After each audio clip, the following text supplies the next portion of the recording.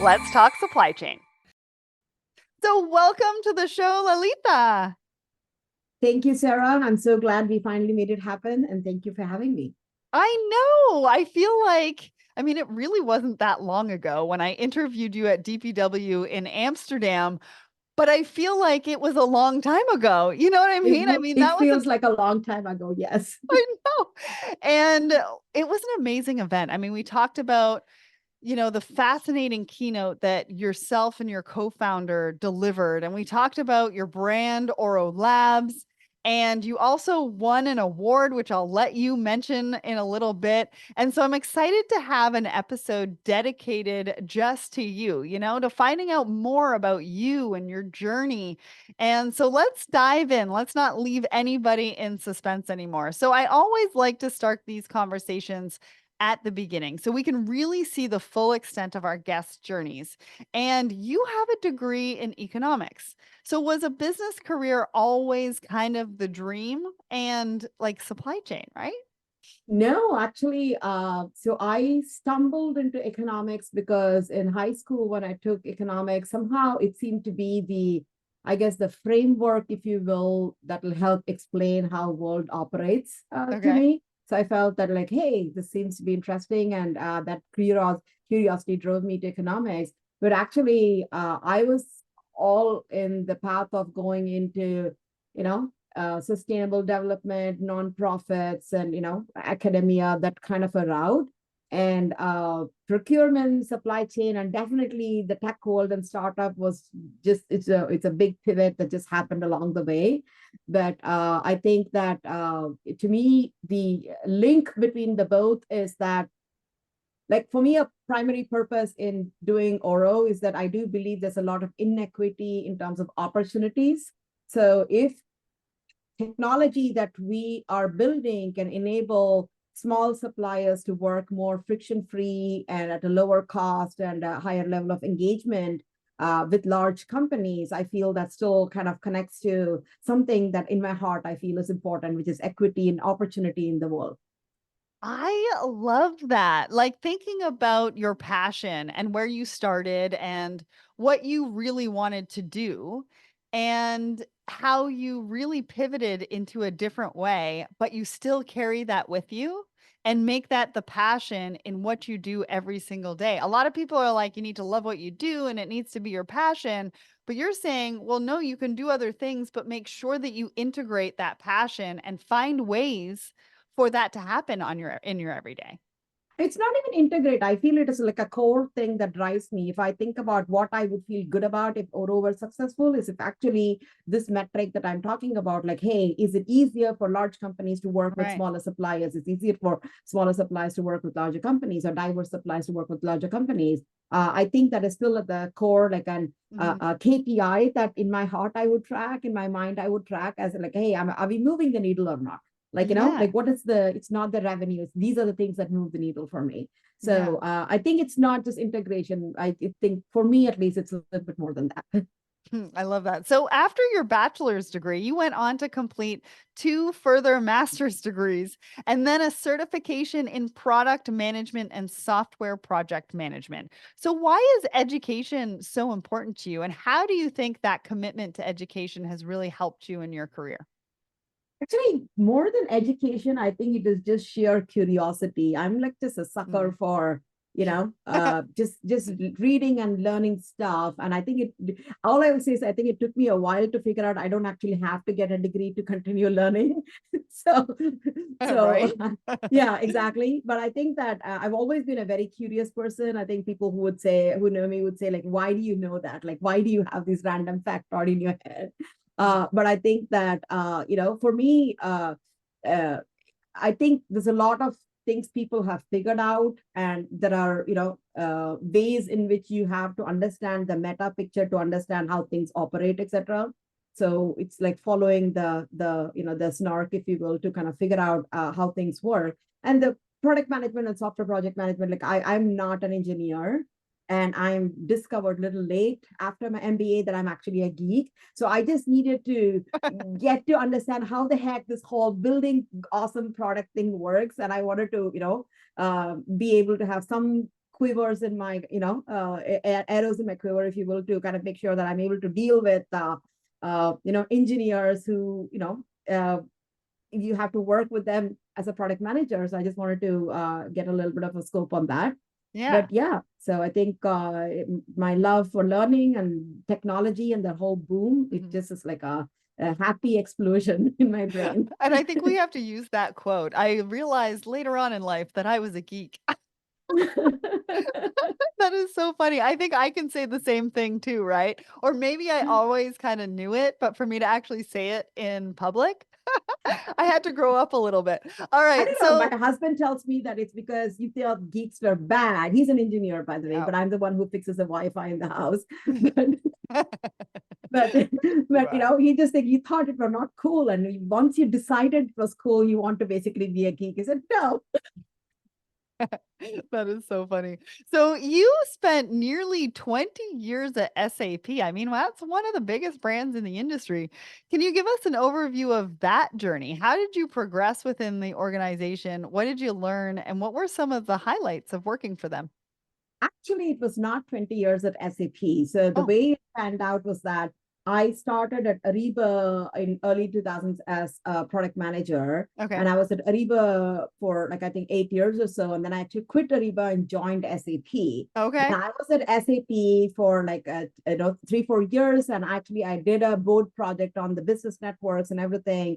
And then after Ariba was acquired, I kind of Oh, came back to the product team. So it seems like, Ariba got acquired by SAP and it seems like one continuous journey, but there's actually like I moved in that phase from product management to product marketing. Then I did some industry, marketing and stuff like that and cloud marketing, and then kind of came back to the product organization. So it was a little bit of a job function wise and organization wise, a little bit of a journey.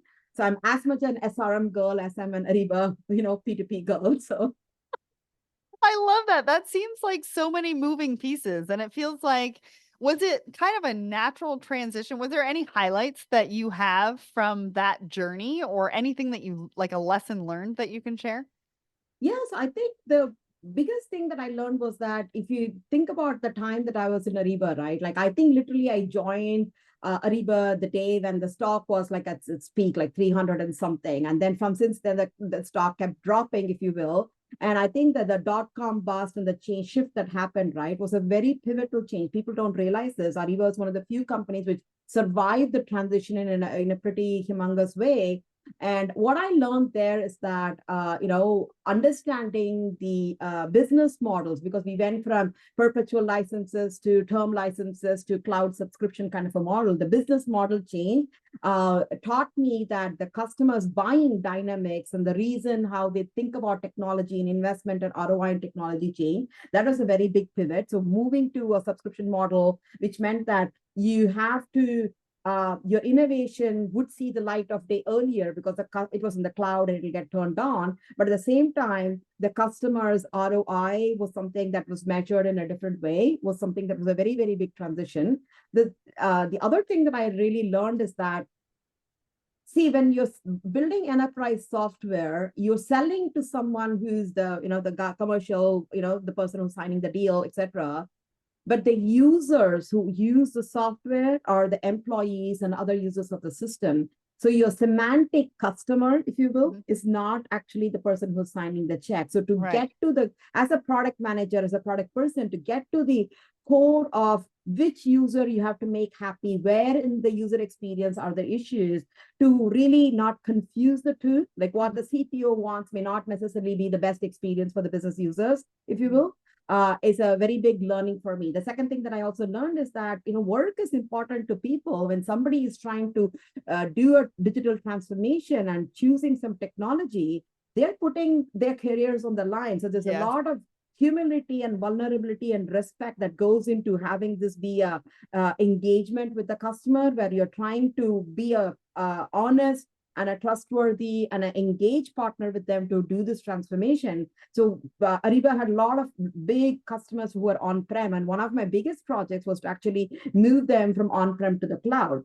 And you really had to like not be this, oh, it's a factory model, this is a dev capacity, we can only do these features, not do those features. That doesn't work. You really have to deeply engage each account and understand exactly Right. what is going on and figure out how to be really clever and systematic about moving the needle so they can actually uh, move to the cloud in a safe pair of hands kind of a thing, because they're doing global rollouts, like, we're Yeah, talking yeah, about yeah. 90,000 employees and everything. So how Wow. to work with customers was probably the biggest lesson for me in, especially with large global companies with so many stakeholders. Yeah, and that transitions into, what you're doing today and why Oro is successful is that you can bring some of those key lessons and those key learnings. I'm so glad that you shared that with us because I'm sure that there are some people listening to this thinking about the different avenues that they can take in supply chain.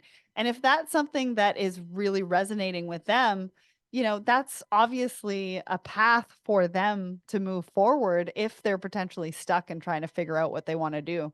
And so, what was the culture like at SAP? I mean, I always think that it's amazing when I see professionals with such a long tenure at one organization. And you said, right, it's Ariba SAP, Ariba, because they must be doing something right. How did they support you as you were climbing the ladder? Were mentors or sponsors a part of that? Like, or was it really, your self-motivation that was kinda driving you?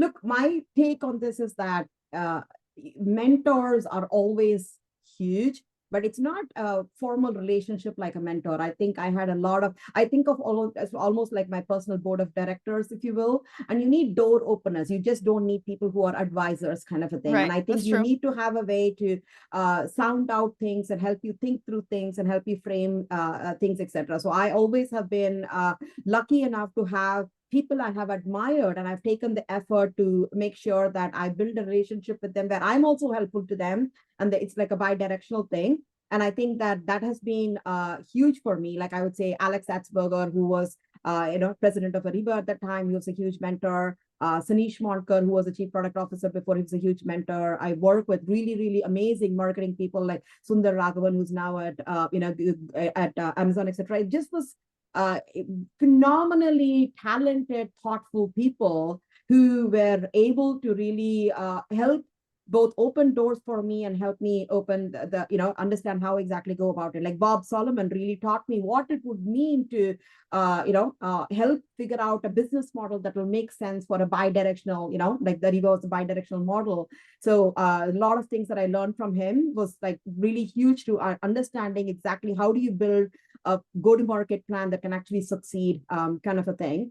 Yeah. And I think culture at SAP was very I would say driven to be customer focused. Like they are really obsessive about customers, and I learned a lot about how to really support the customer in all kind of ways in terms of organizations, all through the hierarchy, and also really, how you present yourself and how you are able to really explain the key value of the solution that you're building in a way that is digestible. To be able to translate that was very huge. Mhm. Technology wise, they have a huge pride in terms of the sophistication of the ERP. To this date, there's no company which has built an ERP as sophisticated as SAP.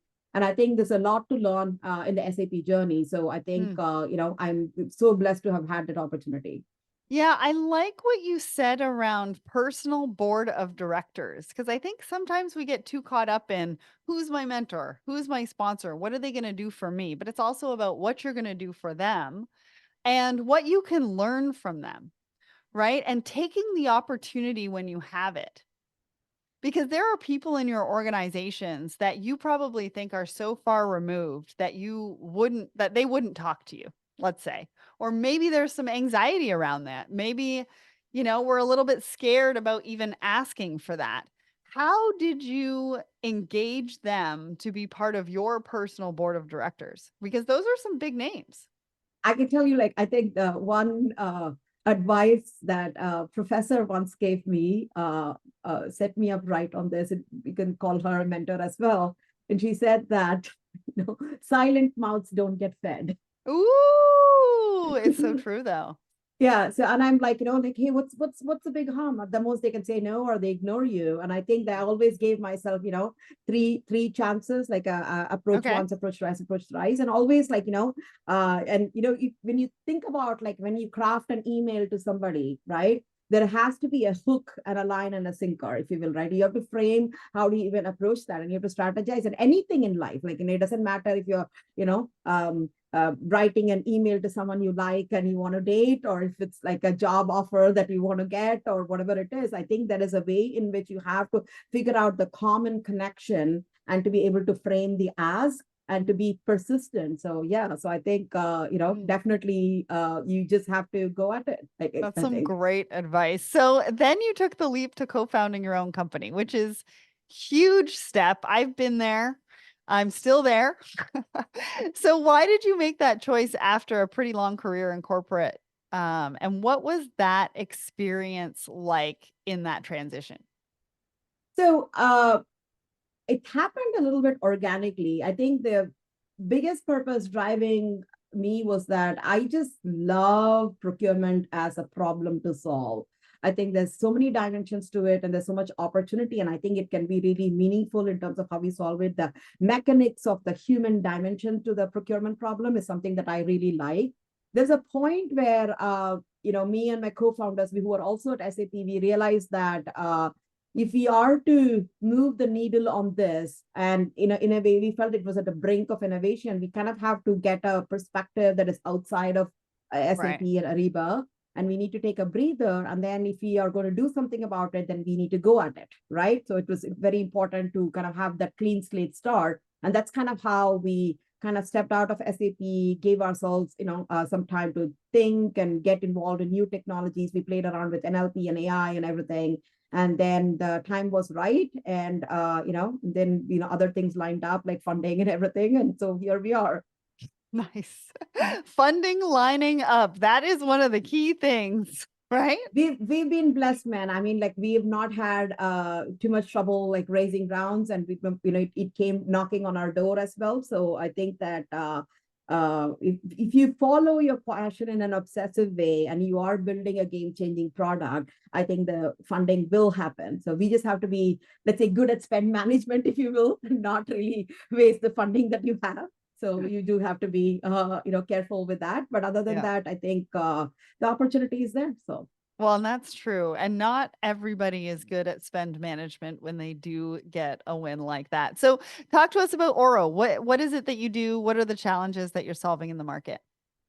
So Oro is basically a procurement orchestration platform that is designed to solve the problem of visibility, collaboration, and engagement in procurement. And what we realize is that, especially in large companies and even medium-sized companies, there are a lot of procurement tools which are really purpose-built for a specific tactical thing, contract redlining, invoice, automation kind of a thing. And but where things fall through the crack is that from an end-to-end process, a start to finish experience for the business users, things fall through the crack. I start with a request, and maybe it ends up becoming having to go into sourcing, and somebody is running that. And then maybe a contract needs to be inked or whatever. And the business Right. user is stuck saying, "Hey, where are my things? What do I tell my vendor?" And following up, etc. And responding to this whole employee experience and engagement, it's all behind the scenes. If you think about procurement organizations, they've all been working on, like, I'm going to take this from here, copy it over to this tool. I'm going to do this thing in this tool, and then I'm going to go to that tool and cut a PO, pay an invoice, whatever, etc. So a lot of manual lift and shift that is there. And the opportunity that we have and the problem that Oro is solving is automating and orchestrating this workflow end to end. But here is the thing that we learned in this, right? This is not a linear process. It's not a consistent process. Every single time, it depending upon the context, it can change, Yeah. because you know what? Human beings are doing this, and human beings have different decision criteria, and things change. So I think that we had to unlearn a lot of things in terms of technology stack and how procurement Right. solutions work that we had at SAP. We had to unlearn that in order to really think about how does orchestration for the next generation actually work. Yeah. Well, and it's funny that that you were saying that they're in one thing and then another. All I hear in my head when you say that is uploading, downloading, uploading, downloading, uploading, downloading.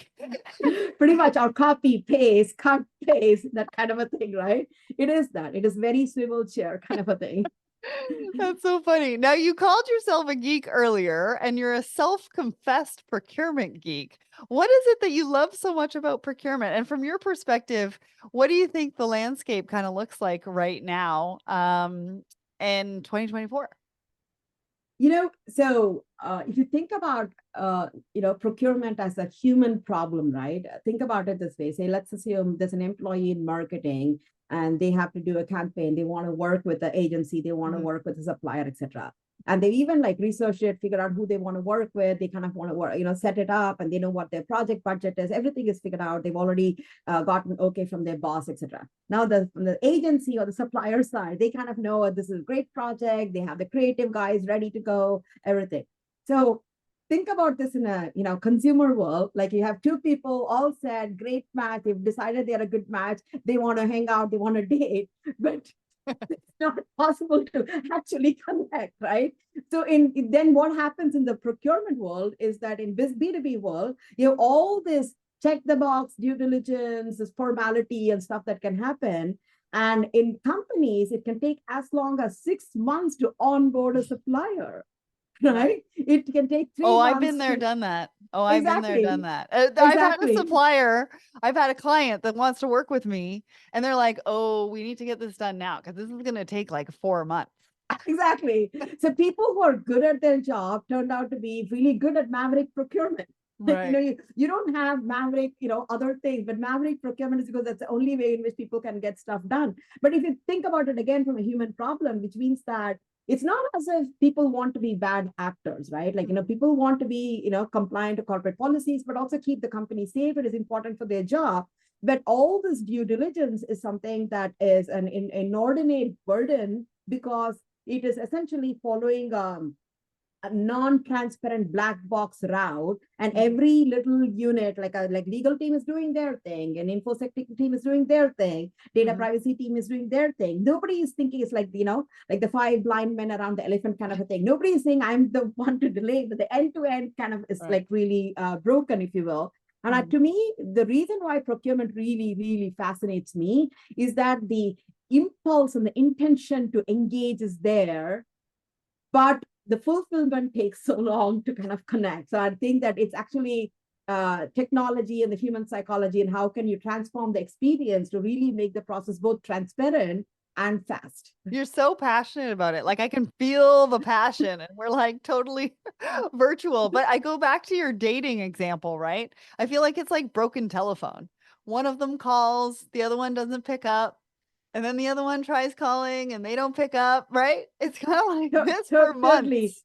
Like, it's like asynchronous information, ships that pass in the night, whatever you want to call it. It's like, like it's just the coming to the fit is like really, really hard there. So That's so funny. So you recently won a Woman in Supply Chain Award. So congratulations. I know yeah. you're really passionate about gender equality. So am I.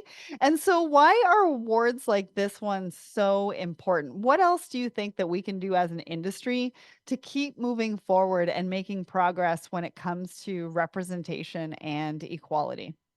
Like, I believe that diversity genuinely aids innovation, because I think that people with different life experiences, different thought process, different biases, to be Mhm. honest, Yeah. is important to really pressure test an idea and come up with creative ideas and creative sparks that can then be shaped and pressure tested by other people. So I think diversity is particularly important. And specifically for women, I think that, this year's economics gold, Nobel Prize in economics was, Claudia Goldin. And you saw that her work was all about, why is there a pay inequity between men and Mhm. women? And there's a clear path that, like, at the moment the woman has a child, like, even though they're equally competent, same track, same pay rate, immediately it kind of falls off. And I felt that it's really important for, women career opportunities to be something that has a showcase and also has that opportunity be respected and identified and is available, if you will, right? Because I think that's a big motivation for women. Because I can tell you, I mean, it's much easier to step off the Ferris wheel than to step back on. So I always tell, other young women I'm mentoring, etc., like, think really long and hard before you say, I want to, take a 3-year career break to bring up my Right. kids or something Yeah. like that. But I think that it's really important to have that opportunity. But likewise, even, whether it is someone who's non-binary or someone who has different orientation and everything, I think that diversity is really, really important. And you have to be almost pushy and proactive about being inclusive about that. Yeah. Because if not, it doesn't happen. You need some push and pull there to move the needle on that. I totally realized that recently, which is very, very, very interesting. But you're right, right? It's what drives innovation. How are we bringing diverse voices, perspectives to the table? And it's all about choice, too, right? Everybody has a choice. There's a Yeah, reason things are the way that they are. And there's a reason why there are certain people doing the work and making the choices on a day to day basis as to what they want that to look like and how they want to live their lives and things like that. So, what do you think individuals should be doing? Like, what's some of your advice for women or maybe underrepresented voices that are looking to get into the industry or maybe take the next step? I think that people should have a personal bar, which is not even bar, a personal clarity on what awesome looks like. I think that your pull for movement and has to come within you. That has to be like a core thing. It cannot be because of this promotion, I will move, it'll motivate you. Because of this external thing, it'll motivate the locus of control for what motivate you, what gives you energy, why you want to hop out of bed in the morning and run to your computer.